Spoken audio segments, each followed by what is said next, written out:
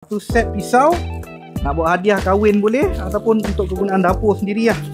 Okey, ni dia pisau dapur brand daripada CMC ni guys. Tajam dan praktis. Bisa digunakan untuk memecah tulang kecil ataupun untuk membuka crustacean ni.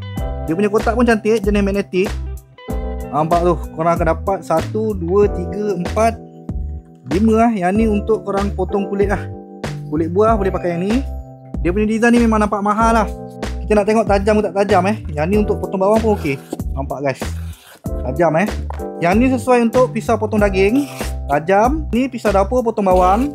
Okey, yang ni untuk korang nak potong ayam ke kan, ada tulang-tulang tu, tak ada masalah. Memang tajam guys, puas hati lah beli. Yang ni pula dia punya gunting gunting dia stainless steel.